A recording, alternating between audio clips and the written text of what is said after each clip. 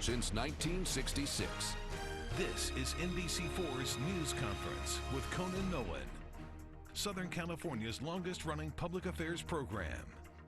On this edition of News Conference, Adam Schiff is a vicious, horrible person.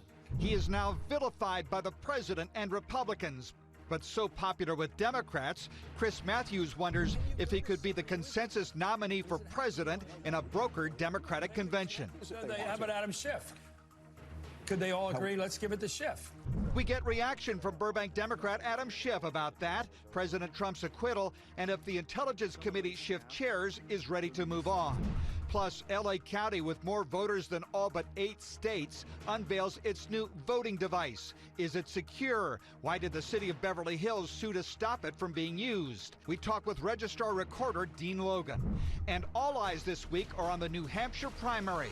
We talk with Jessica Levinson of Loyola Law School and Dan Schnurr of USC. Good morning and welcome to the Tom Brokaw News Center here at Universal City. I'm Conan Nolan. Joining us from Washington, Congressman Adam Schiff, Democrat of Burbank and chair of the House Intelligence Committee, who served recently as the lead prosecutor in the impeachment trial of President Donald Trump. So, Congressman, what was your reaction to the president's address on Thursday celebrating his acquittal? Well, it was the usual kind of meandering rant. I'm not sure what to make of it except par for the course. But look, we presented a very powerful case.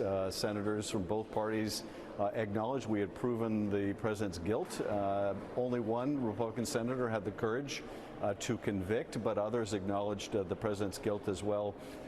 And I have to say, I am in awe of the courage that Mitt Romney displayed, as well as a number of Democratic senators from very difficult states like Joe Manchin and Senator Jones. So some real profiles in courage. And I think that we played an important role in exposing the president's wrongdoing to the American people. Is your committee now going to move on to other matters, or are you planning on subpoenaing the witnesses you were denied in the Senate trial, such as former National Security Advisor John Bolton? We haven't made any decisions as a caucus on next steps. We wanted to wait until the trial was over. You know, on the one hand, we need to make sure that we continue to vindicate congressional oversight, not let people or the administration thwart the process of doing oversight. At the same time, we want to keep our legislative agenda front and center, the need to make sure that people can access affordable health care, that they have good paying jobs. So we're going to have to figure out the right balance. I can tell you with respect to Mr. Bolton that after the Senate voted to blind itself, literally voted not to hear from witnesses like John Bolton, we asked Mr. Bolton whether he would submit an affidavit under oath, and he refused. But nonetheless, we are going to see additional facts come out, whether it comes out in testimony or in books or through the good work of journalists. We will see the full extent of the president's misconduct. Is there anything you wish you had done differently? No, I think we made the strongest possible case, and I think the senators, many of whom didn't watch the proceedings in the House, were really quite taken aback by the overwhelming nature of the evidence, even in the face of obstructionism. Now, the argument that the President's counsel made that, well, the House should have taken the year or 2 years it would have taken to fight us in the courts, even though the administration was making the argument in court that the House is not permitted to go to court to enforce subpoenas. That argument, I think, would have not brought any different result, because if we waited a year or 2 years to bring in additional witnesses, they would have only confirmed what we already know of the president's misconduct. And senators that were willing to say, yes, he's guilty, but no, I'm not going to convict him, I'm going to let the voters decide, would have made that same judgment down the road. And what's more, we would have gone through the election without the American people learning of this president's threats to the very integrity of that election.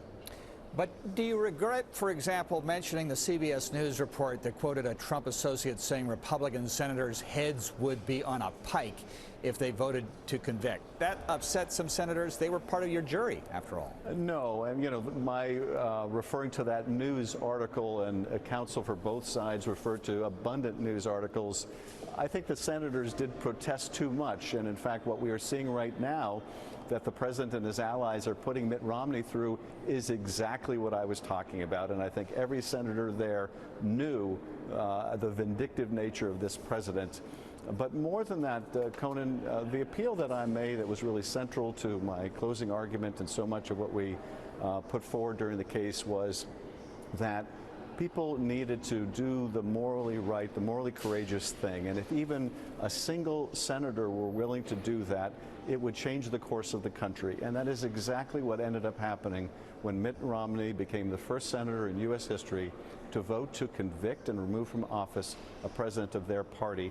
And I think that decision by Mitt Romney will have tremendous and lasting consequences. It will give courage to other Republicans that they too can stand up and speak out and do not have to abide by the dishonesty and the immorality of this president. But also Democrats, when we're faced with similarly difficult votes, that we will think back and be inspired by the courage that Mitt Romney is demonstrating. Chris Matthews on MSNBC suggested you could be a compromise nominee for president at a brokered Democratic convention. What did you think when you heard that? Well, people have been saying a lot of very nice things about me, which I'm grateful for in terms of the convention. We're going to have a nominee before we get to the convention, and I think one of the things that this trial has underscored that every effort now has to be put into the 2020 election to make sure that we support the Democratic nominee. The president has called you evil. Republicans have vilified you. You're a hero to Democrats. I'm wondering what toll this has taken on you, because before this you had a reputation among Republicans as somebody they could deal with. You had relationships across the aisle. Well, Conan, you're right. Certainly before this presidency, I think I was viewed as one of the more bipartisan, nonpartisan members of the House, and indeed I gravitated to the intelligence community because it was among the least partisan in the House.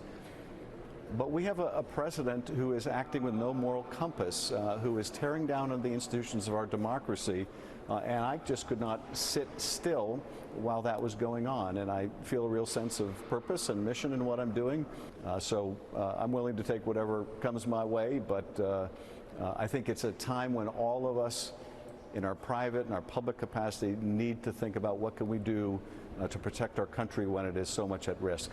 Congressman Adam Schiff, Democrat of Burbank, thanks for taking the time. Thanks, Conan. The Los Angeles County Registrar Recorder is unveiling a new voting system for the March 3rd primary. Will it work? We talk with Dean Logan when we return.